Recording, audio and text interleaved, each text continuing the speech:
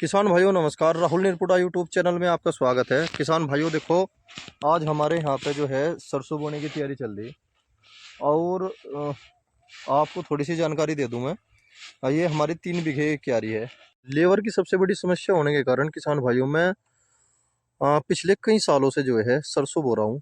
पहले काली बोता था, अब जब मैंने काली बोनी छोड़ दी, अब जो है मैं गुच्छे वाली सरसों बो रहा हूँ। गुच्छे वाली आती है या सींगरे वाली बोलते हैं हमारे यहाँ पे। और यह है झुमका गोल्ड। देखो किसान भाइयों मैं दिखा देता हूँ आपको। यह मैंने पहले साल 27 नवंबर को भी बोई थी। बड़ा अच्छी पैदावार हुई इसकी, 2 कुंटल के समथिंग हो गई थी। बल्कि इतने तो वादा भी नहीं करा था दुकानदार ने, वो भी यही कह रहा था कि भाई 1.5 कुंटल के समथिंग निकल जा और थोड़ा मोटा प्लस मान लो। और देखो किसान भाइयों मुझे ये बहुत अच्छी लगी। पहले साल इसने बहुत अच्छी पैदावार दी। मेरे पास इसका बीज भी था, पर फिर भी मैं इसे मोली ले गया। और देखो यहाँ पे बुढ़ाने में 300 रुपये बताए थे। यह नहीं थी, दूसरी थी, झुमका ही थी, गोल्ड नहीं थी। इस बात का ध्यान रखा कि झुमका गोल्ड, ठीक है किसान भाइयों। अगर हम इससे अलग बोलते हैं तो झुमका भी आती है, एक खालिश गोल्ड भी आती है।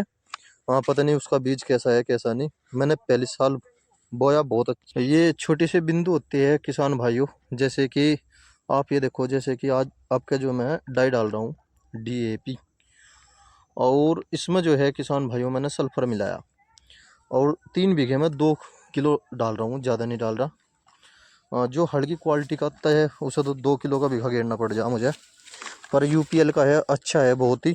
देखो किसान भाइयों ये दो भी बहुत अच्छा काम करेगा। अगर हम ज़मीन की जैसी आदत बना देंगे ऐसी बनती चली जा। अगर आपकी साल मैंने 3 गेर, आपका तो 2 डाल रहा हूँ, अगर मैंने बाई चांस 3 डाल दिया तो ज़मीन को आदत पड़ जाओगी 3 की। फिर अगले साल ये मांगेगी 4 किलो।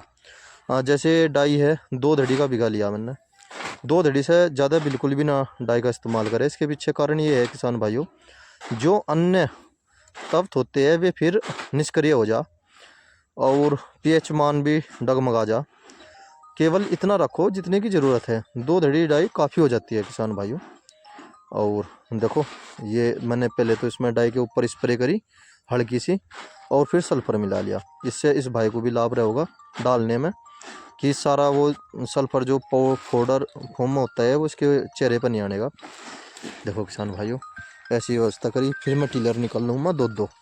पहले तो मैंने इसमें रूटरी निकलवाई 2 बार, एक बार टिलर निकाल दिया था।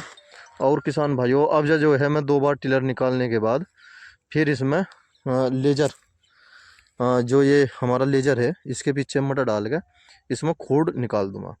फिर सवाल उठता है भाई इसकी क्या ज़रूरत है। इसकी ज़रूरत ये है भैया, अगर हम इसे ऐसे ही सादा ही बो दें तो ये सामान्य भी हो लिया, हाँ, सामान्य भी हो लिया, पर फिर भी जो है जल भराव की समस्या आ जा।